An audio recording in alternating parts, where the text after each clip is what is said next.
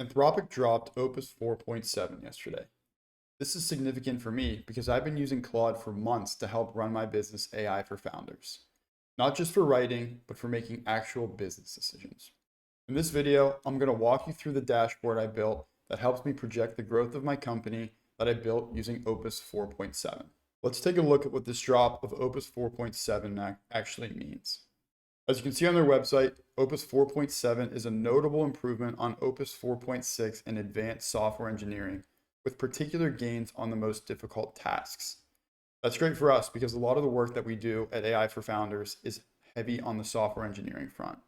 Opus 4.7 is an improvement over 4.6 in agentic coding according to Sweetbench Pro, according to the Sweetbench Verified benchmark, and it's much better at agentic terminal coding as well compared to Opus 4.6. It also outperforms Opus 4.6 in a number of other areas as well. It outperforms it in multidisciplinary reasoning, in scaled tool use, agentic computer use, as well as agentic financial analysis. These improvements matter for me for a multitude of reasons, all of which I'm about to show you. This is a model that's doing a lot of real, complex logic and not just generating text like previous models have done. All right, here's my business that I built using AI called AI for Founders.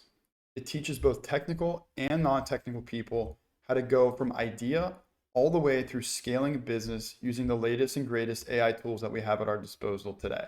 The AI for Founders course consists of 4 phases. First up, we have the strategy phase. So before you build anything, you need to know you're building the right thing. In this phase, you're going to use AI as your strategic partner to find real problems and validate demand before you start building anything. Phase 2 is going to be the builder phase. So in this phase, you don't need to write any of the code yourself. All you need to do is direct the AI that will write the code for you. So phase 2 is going to teach you to build your product with AI.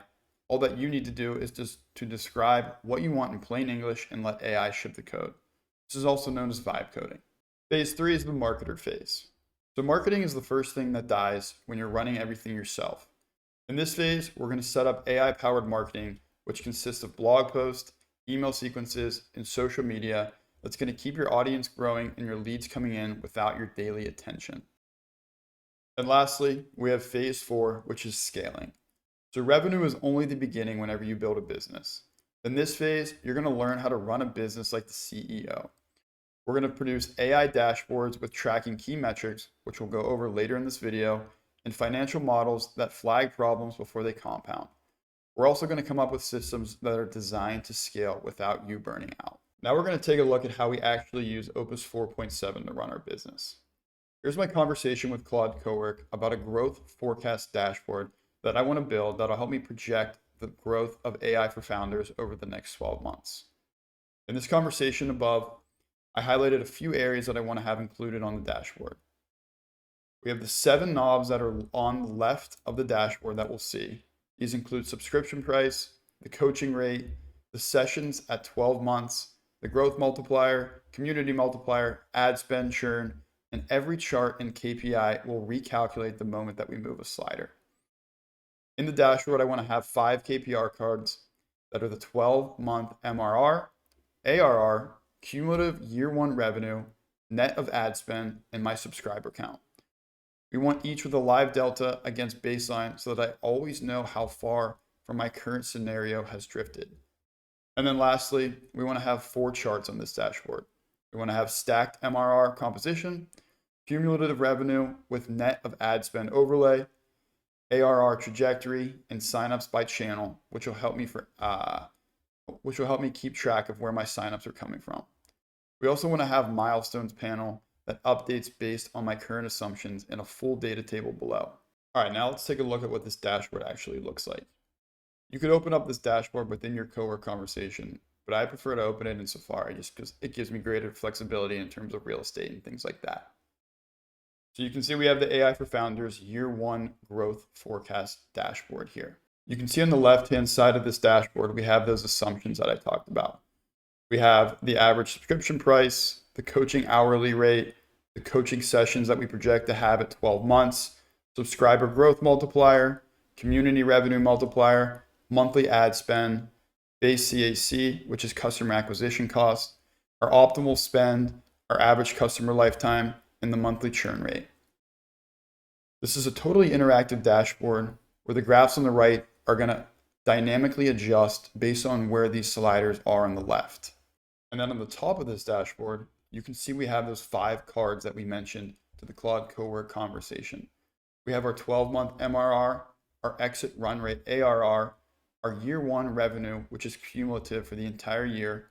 We have our revenue net of ad spend, and we have our subscribers at 12 months. Below that, we have the paid acquisition unit economics, which is at the current ad spend that we have adjusted on the left-hand assumptions. Below that, we have all the graphs that we mentioned in the cowork conversation. We have the MRR composition by month. We have our year 1 cumulative revenue, our ARR trajectory, our ad sensitivity, which is the shape of the CAC curve. And all these are going to dynamically update whenever we adjust the sliders on the left. This just shows the true power of Opus 4.7 because I one-shotted this dynamic dashboard with a single prompt, giving it exactly what I want. Having Opus 4.7 create me a dynamic dashboard like this is critical to the health of my business. It allows me to project where I'm going to be into the future if some of the assumptions that I currently have changed. This could be if I raise the subscription price by $5, or if all of a sudden I'm not getting as many subscribers per month as I projected. This allows me to see where I'm headed if I keep on my current trajectory. This allows me to have every assumption, every revenue stream, every month laid out in a table, so that when I'm planning for next quarter, I can just come here and adjust the assumptions dials on the left-hand side. That way it takes all the guesswork out of it. I can literally see what the growth of my company is going to look like in the months ahead, given the assumptions that I have in this table. And then we have the full data table down below, which is just built off of the assumptions that we have on the left. We have things such as our subscribers, the new signups that we're projecting, the subscriber MRR, the coaching revenue that we intend to make, the community revenue, total MRR, ARR, and then cumulative revenue as well. This is critical to be able to project the growth and the health of our business moving forward. This dashboard here just shows the power of Opus 4.7 compared to Opus 4.6. As we looked at the benchmarks earlier, it's much better at complex multi-step reasoning and uses a third fewer of the tools. So for a model like this, where we have real financial logic, compounding math, and interconnected assumptions, that means we get much cleaner outputs and less time correcting errors. That allowed me to build this comprehensive and interactive dashboard in just simply one prompt. Saved me hours of time and gave me a much cleaner and a more confident outlook in the future of my business. If you want to build something like this for your business, that's exactly what AI for Founders is for.